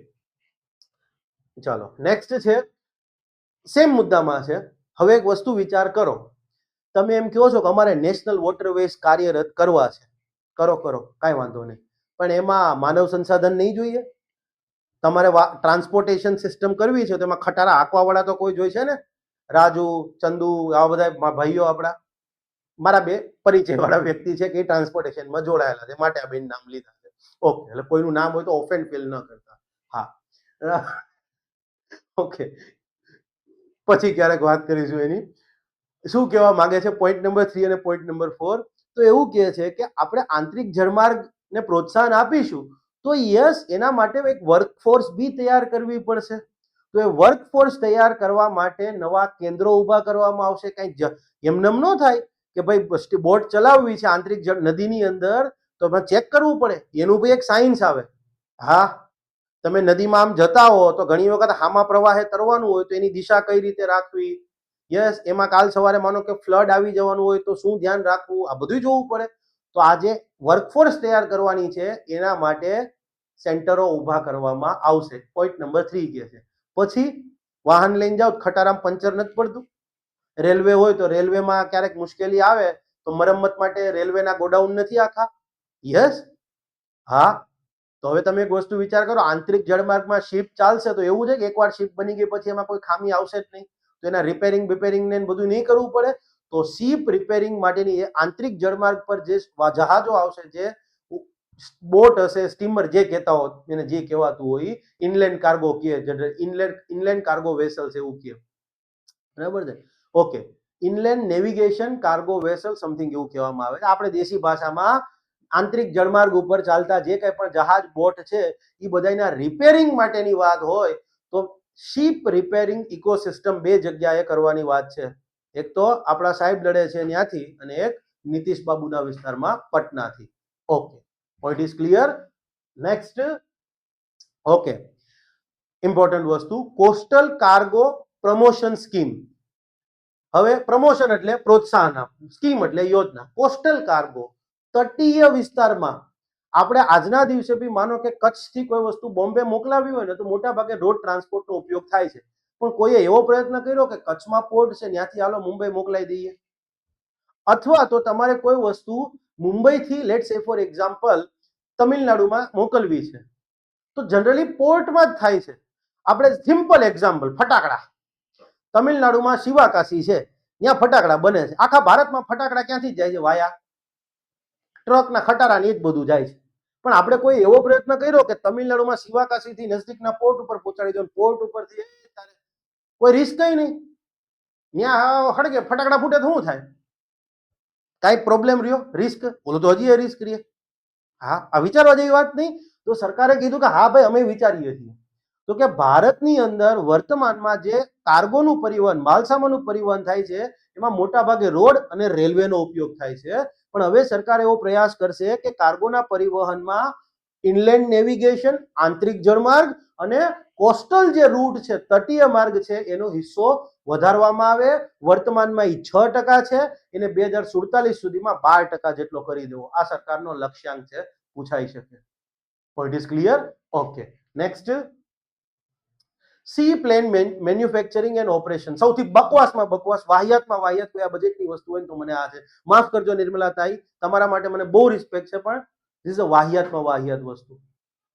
તમે એક વસ્તુ વિચાર, તમને કદાચ ખ્યાલ હશે કે અમદાવાદમાં સી પ્લેન સેવા શરૂ થઈ હતી. અમદાવાદમાં રિવરફ્રન્ટથી શરૂ કરી પેલું નદીમાં ઉતરી શકે, દરિયામાં ઉતરી શકે એ પ્રકારનું પ્લેન રિવરફ્રન્ટ પર આવતું હતું, ત્યાંથી કેવડિયા કોલોની સુધી જતા હતા. ઓકે, આપણને ખબર જ છે આ વસ્તુ થઈ હતી. તમને ખબર છે એ ગણીને 11-12 મહિના હાલી, બંધ કરી દેવી પડી.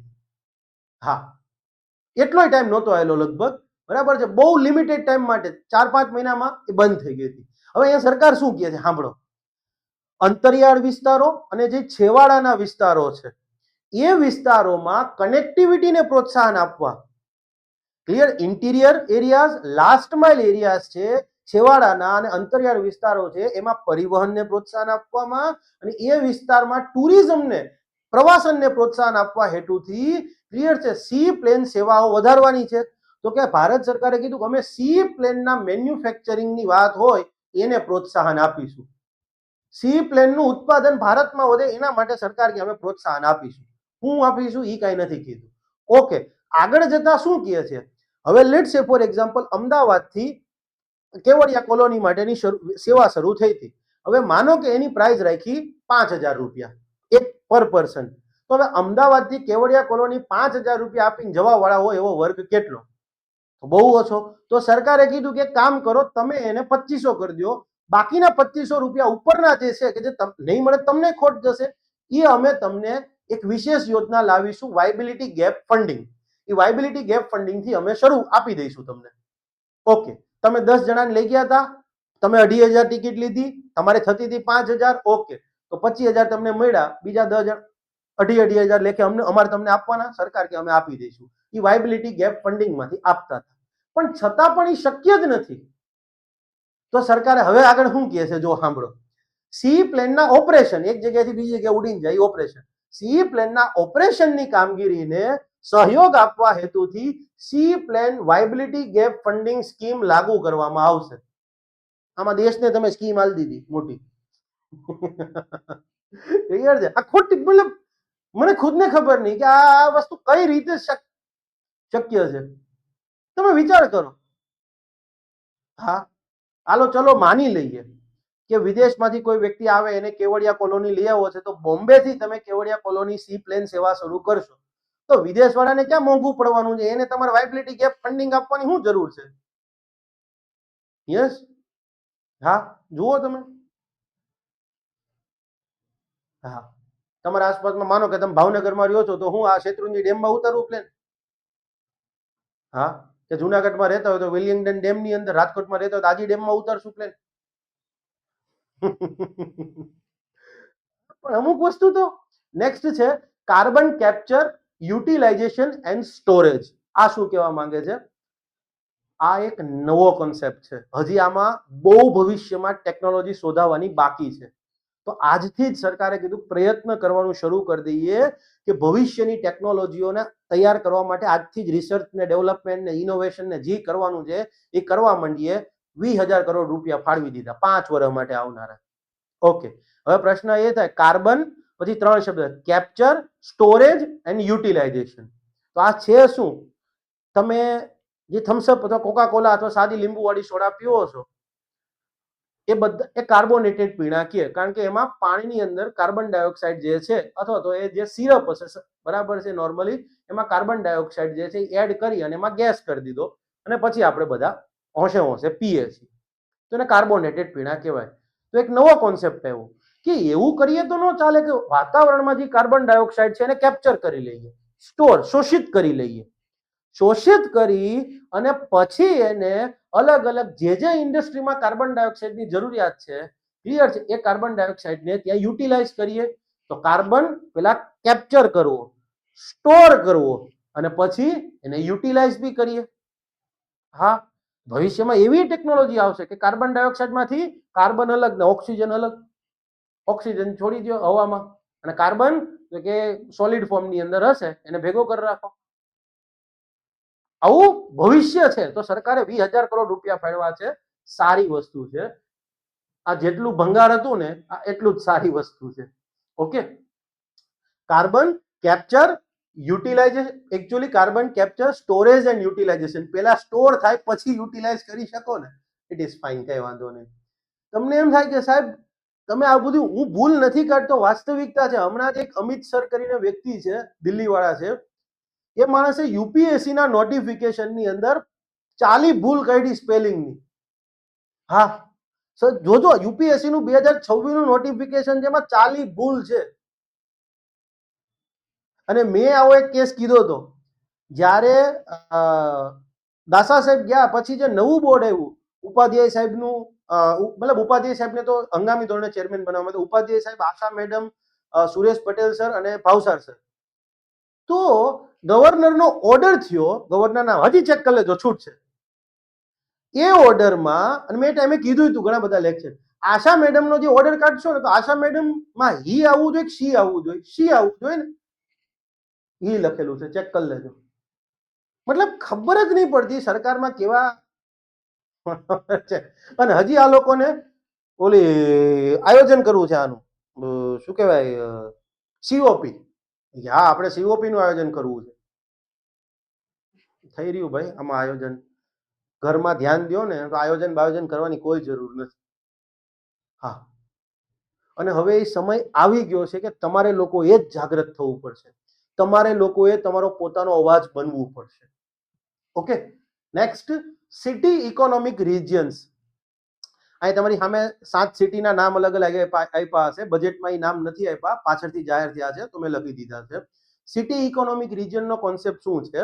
તો સરકારે એવું કીધું છે કે ભાઈ શહેરી વિસ્તારોનું સુચારુ રીતે વિકાસ થઈ શકે.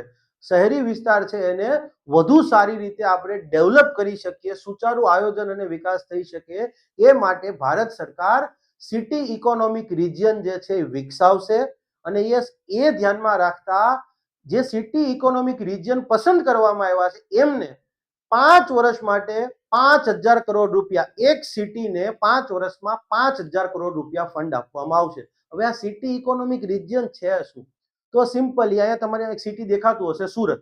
ટોટલ 7 સિટી પસંદ થયા છે.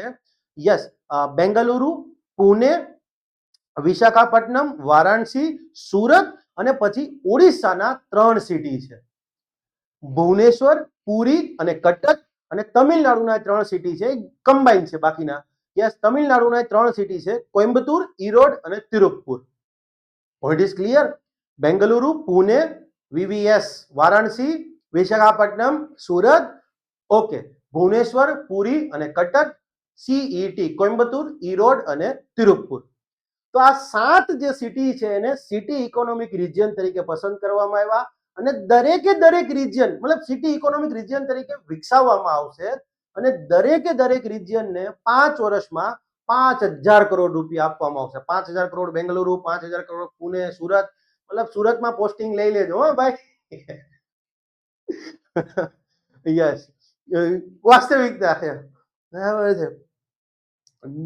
મારા એક પરિચિત બ્યુરોક્રેટ્સ છે, બરાબર છે, નામ નહીં બોલી શકું એવું. એટલે 3 વ્યક્તિ અમે બેઠા હતા, બરાબર છે. One of them was in Madhya Pradesh, મતલબ મધ્યપ્રદેશમાંથી, ચલો એટલું કહી દઉં. અને એક વ્યક્તિ છે એ હવે સિટી નહીં, સ્ટેટ નહીં બોલું, ઈસ્ટર્ન સાઈડમાંથી છે. પીએમ લડે છે ને એનાથી આગળનો જે ઈસ્ટ કહેવાય એ વિસ્તારમાંથી. એટલે કંઈક વાતમાંથી વાત નીકળી, એટલે ફંડિંગની ને એવી બધી વાત નીકળી. એટલે કે યાર મધ્યપ્રદેશમાં આમ ને તેમ ને, मध्य प्रदेश वाला व्यक्ति कि भाई तुम्हारे बिहार में फ्लड के नाम पे भी कुछ आ तो रहा है, हमारे यहाँ पे तो वो भी नहीं है. ચાલે, કઈ વાંધો નહીં. બ્યુરોક્રેસીમાં આ બધી વસ્તુઓ તમે બી તમારા બે મિત્રો પાસ થશે ને ડિસ્કસ કરશો જ આવું બધું, બરાબર છે. ઓકે, ચલો. સિટી ઇકોનોમિક રિજિયનનો કોન્સેપ્ટ શું છે? તો આ ચાઇનામાં પણ જોવા મળે છે, યુએસએમાં ઓરિજિનલી તો એ શરૂ થયો હતો. હવે સુરત છે, આપણે સુરતના એક્ઝામ્પલથી લઈએ, તમે બધા એરિયાથી એ પરિચિત છો. તો સુરત છે, તો સુરતની આસપાસ આપણે ખબર છે ડુમસ, હજીરા વિસ્તાર છે, તો ઇન્ડસ્ટ્રીમાં બહુ સારું છે. ઓકે, આ સાઈડ તમે આવો તો છેક બારડોલી સુધી આવી જાઓ, નવસારી સુધી ઇનફેક્ટ ખેંચી શકો, ખેંચવું હોય તો. તો હવે આપણે જોઈએ છીએ કે ડેઈલી બેઝિસ ઉપર બારડોલીથી, નવસારીથી લોકો કામ કરવા માટે સુરતની અંદર અથવા ડુમસ વિસ્તારની અંદર, હજીરા પોર્ટ ને ત્યાં બધે જાય છે. ઓકે, તો બધા જે સુરતની આસપાસના જે સિટી, નાના નાના શહેરો છે અથવા તો વિસ્તારો છે, એ લોકો સુરત ઉપર આર્થિક રીતે ડિપેન્ડન્ટ છે, જોડાયેલા છે. તો પછી સરકારે કીધું કે કામ કરો, આ બધા વિસ્તારને ભેગા કરી લો અને એને કહી દો સુરત ઇકોનોમિક રિજિયન, કે જેની અંદર શું થશે કે કાલ સવારે આખા વિસ્તારને અનિવાર્ય હોય એવી બધી ફેસિલિટીઝ ઊભી કરી શકાય, એ વિસ્તારની ઇન્ડસ્ટ્રીને જરૂરિયાત હોય એવી ઇન્ફ્રાસ્ટ્રક્ચર અથવા બીજી સુવિધાઓ છે એ તમે ક્રિએટ કરી શકો. ખાલી ઇન્ફ્રાસ્ટ્રક્ચર, માનો કે ત્યાં સુએજ ને બધું ના જોઈએ, ગટર લાઈનો પ્રોપર ના જોઈએ, તો સુરત અને સુરતની આસપાસનો જે વિસ્તાર છે એ બધાને સરકાર નોટિફાય કરશે કેટલો વિસ્તારને જાહેર કરવો એ, અને પછી એમાં ઇન્ફ્રાસ્ટ્રક્ચર મેઇનલી ડેવલપ કરવામાં આવશે કે જેથી ઇકોનોમિકલી એ વધારે પાવરફુલ થઈ શકે. યસ, કોઈ ખોટું નથી એમાં, સારી વસ્તુ છે આ બી. ઓકે, નેક્સ્ટ છે growth connectors, high speed rail corridor. સારી વસ્તુ છે, પૂછાઈ શકે એવી વાત છે. હવે આજે તમે એક વસ્તુ, તમે બસમાં ટ્રાવેલ કરો અને રેલમાં ટ્રાવેલ કરો તો પર્યાવરણને ફ્રેન્ડલી કહી શકાય. ઓબ્વિયસલી રેલ છે એ બસની તુલનાએ વધુ પર્યાવરણની દ્રષ્ટિએ અનુકૂળ કહી શકાય. તો ઇકો ફ્રેન્ડલી પર્યાવરણની દ્રષ્ટિએ અનુકૂળ હોય એવી પરિવહન વ્યવસ્થાને પ્રોત્સાહન આપવાના ભાગરૂપે ભારતની અંદર 7 હાઈ સ્પીડ રેલ કોરિડોર વિકસાવવામાં આવશે અને સરકારે એને ગ્રોથ કનેક્ટર્સ કીધા છે કે ભારતની અંદર ગ્રોથ હોય એવા સિટીઝ અને એને કનેક્ટ કરતા rail corridor, high speed rail corridor, એને ગ્રોથ કનેક્ટર નામ આપવામાં આવ્યું છે. તો 7 હાઈ સ્પીડ રેલ કોરિડોર જે છે એની રચનાની વાત કરી છે. કયા કયા? તો કે સિમ્પલી યાદ રાખવા માટે બહુ ઈઝી છે. મુંબઈથી શરૂ કરો એટલે પુણે, યસ, પુણેથી શરૂ કરો એટલે પુણેથી આગળ જતા હૈદરાબાદ બી આવશે, પુણેથી આગળ જતા પાછું બેંગ્લોર બી જવાનું, યસ, બેંગ્લોરથી ચેન્નાઈ, હૈદરાબાદથી પણ ચેન્નાઈ, 5 તમારા પતી ગયા. અને બીજા 2 બચ્યા એ ક્યાં? તો કે એક દિલ્હીથી વારાણસી અને વારાણસીથી ફરી પાછું જાવ તો સિલિગુડી. ક્લિયર છે? યસ, બહુ સિમ્પલ છે યાદ રાખવા માટે. ઓકે, ચાલો પહેલા આપણે અહીંયા દિલ્હીથી લઈ લઈએ. દિલ્હી દિલવાલોની, આ વારાણસી આપણા ભાઈ લડે ઈ, અને આ સિલિગુડી થોડુંક ઉપર છે, થોડુંક જ માઇનોર, બરાબર છે. સિલિગુડી, દિલ્હી, વારાણસી અને સિલિગુડી. લખાય ગુરી પણ બોલાય છે સિલિગુડી. વારાણસીથી ઉપરના પોર્શનમાં જાય છે થોડું. ઓકે, આને કઈ પછી વેરી ઈઝી, આપણે અહીંયા મુંબઈથી શરૂઆત કરો. અલગ મેપ જો ભાઈ, આને હવે જોઈન્ટ ના કરી દેતા તો ઈઝી લખી ના શકે, એટલા માટે અહીંયા મુંબઈ કરું છું. મુંબઈથી થોડું નીચે આવો એટલે પુણે, પેશવાઈ ગાદી. ઓકે, પુણેથી પાછા થોડા નીચે આવો એટલે હૈદરાબાદ, બેગન નહીં કહેતા પેલું? યસ, હૈદરાબાદથી થોડા નીચે આમ આવશો તો બેંગલુરુ, બેંગલુરુથી થોડું આમ ઉપર આવશો ચેન્નાઈ, યસ, અને હૈદરાબાદથી પણ ચેન્નાઈ. 5 કોરિડોર તમારા કનેક્ટ થઈ ગયા. મુંબઈ, ઓકે, પુણે, બેંગલુરુ, બેંગ્લોર નહીં હો હવે, બેંગાલુરુ, આ ચેન્નાઈ, થાલા સુપર કિંગ્સ, અને આ હૈદરાબાદ. બરાબર છે? યસ, તો કનેક્ટ કરી લો.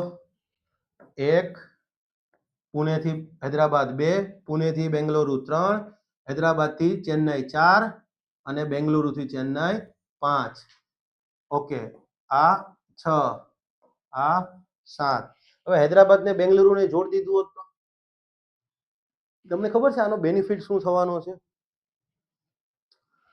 16 લાખ કરોડનું ઇન્વેસ્ટમેન્ટ થવાનું છે. 16 લાખ કરોડ નું રોકાણ એક વર્ષમાં નહીં, પણ યસ, આ બધું ડેવલપ કરવા માટે. આજે તમે એક વસ્તુ વિચાર કરો કે કોઈ વ્યક્તિ છે, આજે સિટીઝ કેમ બહુ, આજે એવું થઈ રહ્યું છે કે ઇન્ડિયામાં સિટીઝમાં લોકો આવી રહ્યા છે રોજગારી માટે. બરાબર, અમદાવાદમાં માનો કે આસપાસના બધા, આખા ગુજરાતના બધા લોકો અમદાવાદમાં કામ મેળવવા જાય છે.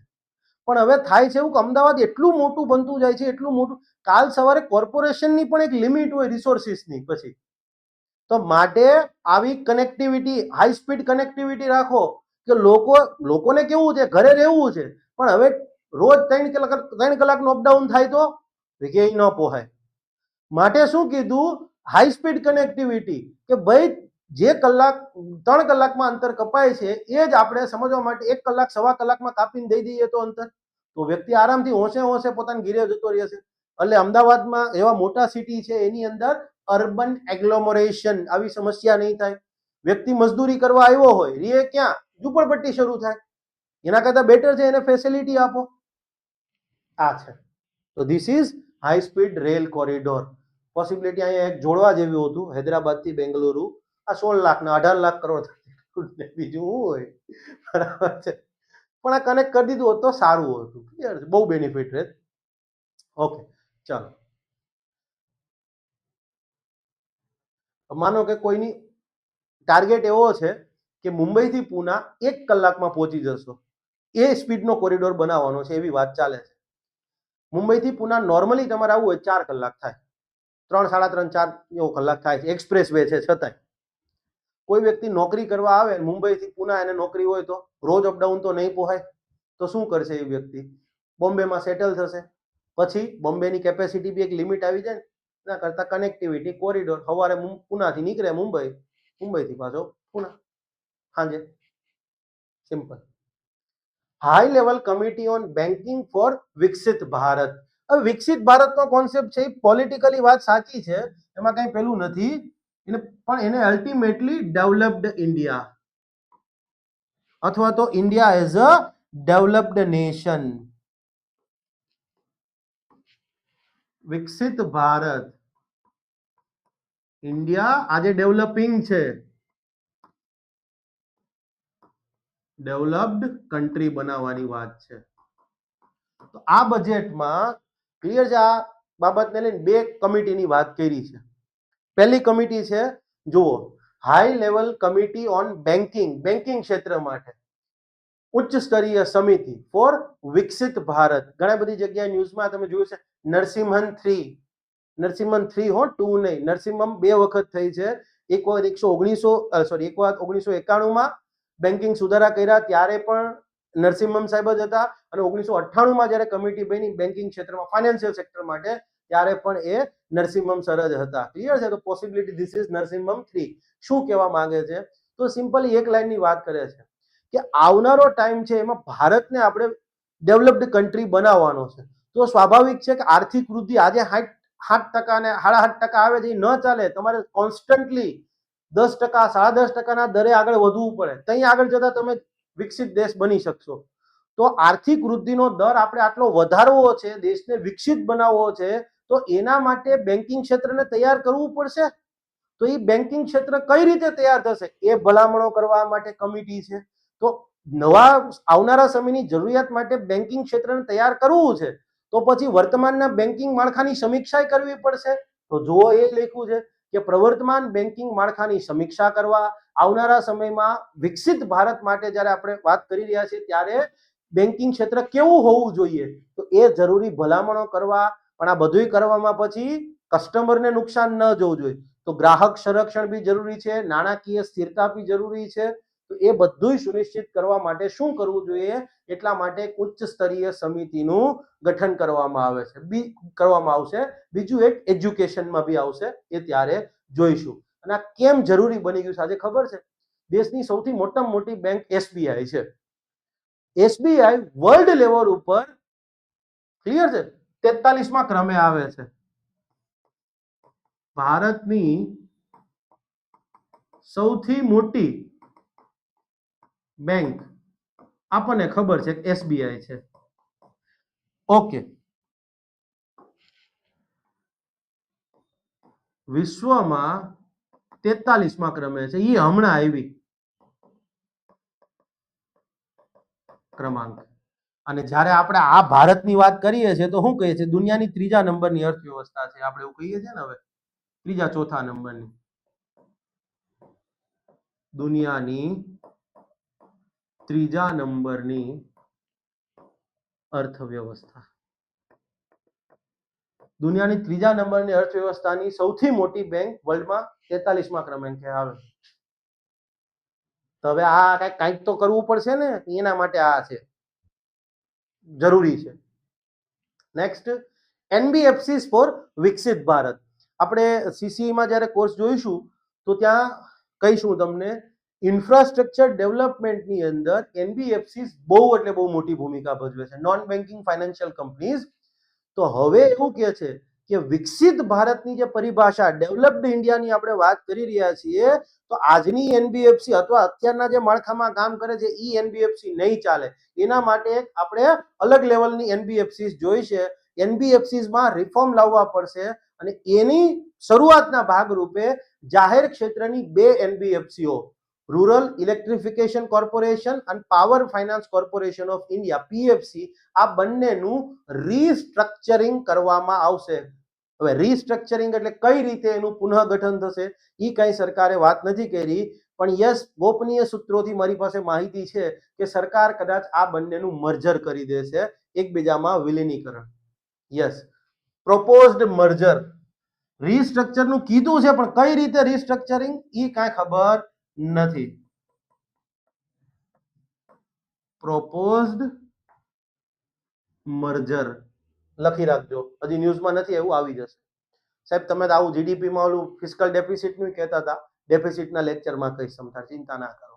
Okay, foreign investment. આજે 2025ની અંદર ભારતના સ્ટોક માર્કેટમાંથી ઘણું બધું foreign investment, foreign institutional investment, portfolio investment છે એ બહુ બહાર જતું રહ્યું.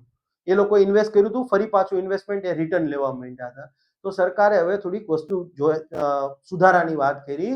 ફેમા એક્ટ છે એની હેઠળના નિયમો છે ફોરેન એક્સચેન્જ, ફેમા એક્ટ છે ફોરેન એક્સચેન્જ મેનેજમેન્ટ એક્ટ, અને એની હેઠળના આ નિયમો છે foreign exchange management non date instrument rule. આની પુનઃ સમીક્ષા કરવામાં આવશે. ન યાદ રહે તો ચાલશે, આ તો ખાલી જોગવાઈ હતી એટલે મેં તમને કહી દીધું. Municipal bonds. મ્યુનિસિપલ બોન્ડ્સ એટલે શું? તો તમે કદાચ સાંભળ્યું હશે કે બરોડાએ મ્યુનિસિપલ બોન્ડ ઇસ્યુ કર્યા હતા, ગ્રીન બોન્ડ ઇસ્યુ કર્યા હતા. બોન્ડ ઇસ્યુ કરવા એટલે શું? તો કે સિમ્પલી કોર્પોરેશન છે એવું કહે કે ભાઈ અમે આ પ્રોજેક્ટ, આટલા પ્રોજેક્ટ માટે અમને આટલા ફંડની જરૂરિયાત છે. ઓકે, જેમ સરકાર ગવર્મેન્ટ સિક્યુરિટીઝ બહાર પાડે છે, કેન્દ્ર સરકાર અને રાજ્ય સરકાર, એ જ રીતે પણ આ કોર્પોરેશને બહાર પાડ્યું છે, માટે એને બોન્ડ કહે છે કે ફંડની જરૂરિયાત છે, આટલા રૂપિયાની જરૂરિયાત છે. ઓકે, આટલા વર્ષ માટે અમે આ ફંડ રાખીશું, દર વર્ષે તમને આટલું વ્યાજ આપી દેવામાં આવશે. ઓકે, હવે જે ઇન્ટરેસ્ટેડ પાર્ટી હોય એ બોન્ડ ખરીદે.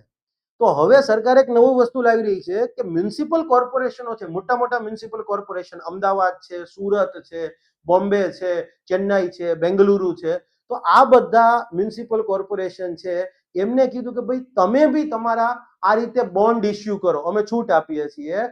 અને યસ, જે કોઈ પણ કોર્પોરેશન મોટી સાઇઝના બોન્ડ ઇસ્યુ કરશે, મોટી સાઇઝના, મોટા વેલ્યુના, ક્લિયર છે, તો કીધું કે 1000 કરોડના બોન્ડના સિંગલ ઇસ્યુઅન્સ, 1000 કરોડના બોન્ડ ઇસ્યુ કરવા કોઈ પણ કોર્પોરેશન કરશે તો સરકાર એને 100 કરોડનું ઇન્સેન્ટિવ્સ આપશે. હવે કઈ રીતે ઇન્સેન્ટિવ્સ આપશે એ કાંઈ સ્પેસિફાઈ નથી કર્યું.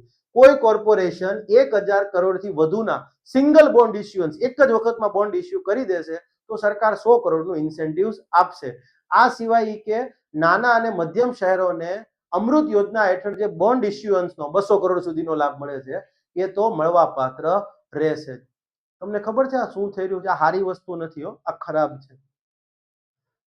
યસ, પંચાયતો અને મ્યુનિસિપાલિટીઝને ફાઇનાન્શિયલ પાવર છે, પણ આજે તમે એક વસ્તુ વિચાર કરો કે કોઈ કોર્પોરેશન, આ સરકાર કહી રહી છે, કાયદામાં કીધું છે ને બંધારણમાં કે એમને ફાઇનાન્સ કમિશનની ગ્રાન્ટ આપવાની ને એ બધી વાત છે, રાજ્ય સરકારોએ ફંડ આપવાનું છે. પણ હવે કીધું કે અમે કાંઈ તમને દેવું નહીં, તમારી રીતે બોન્ડ ઇસ્યુ કરો ને તમે ભરો.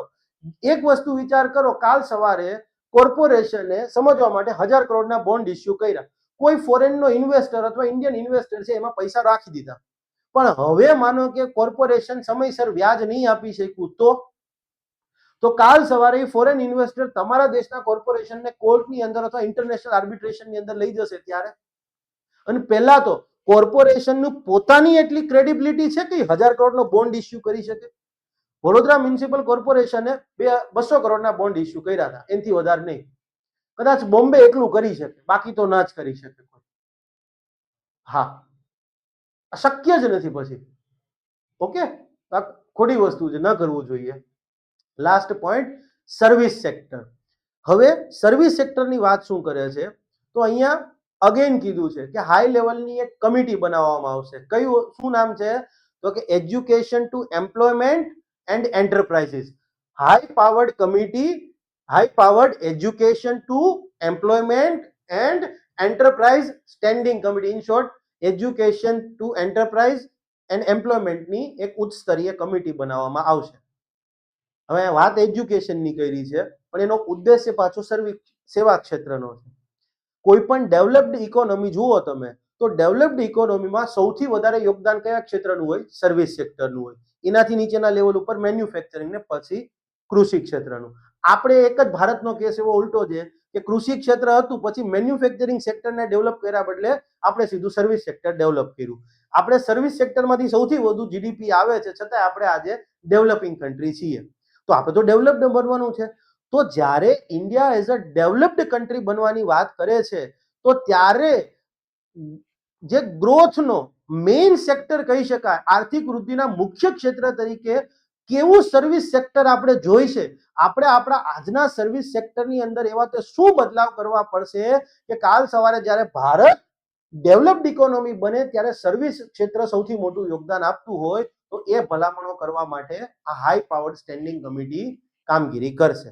આ તો એક વાત થઈ. ઓકે, આર્ટિફિશિયલ ઇન્ટેલિજન્સ અને બીજી જે નવી ટેકનોલોજી છે, machine learning, data analytics, data science, જે કોઈ પણ બીજા સાયબર ફિઝિક્સ કયો છો, આ બધાની ક્લિયર છે આજની જે સ્કિલ ડેવલપમેન્ટના કાર્યક્રમો છે, આજની જે નોકરીની જરૂરિયાતો છે, યસ, અથવા તો એમ કહી શકાય કે આર્ટિફિશિયલ ઇન્ટેલિજન્સ જેવી જે નવીન ટેકનોલોજી છે એની આજના દિવસના જોબ માર્કેટ ઉપર શું અસર આવે છે, તો એ બધાની સમીક્ષા કરવા માટે આ સમિતિ કાર્યરત છે. તમે એક વસ્તુ વિચાર કરો, આજે આપણે એવું કહીએ છીએ કે ઇન્ડિયા પાસે દુનિયાના સારામાં સારા સોફ્ટવેર એન્જિનિયર્સ છે, પણ આર્ટિફિશિયલ ઇન્ટેલિજન્સ એ સૌથી મોટો પડકાર છે આપણા માટે. આર્ટિફિશિયલ ઇન્ટેલિજન્સના કારણે શું થયું છે, આજે કોડિંગ, તમે એઆઈ ને કહો કે ભાઈ મારે આ ટાઈપનો કોડ જોઈએ છે, એઆઈ તમને કોડ લખીને આપી દેશે.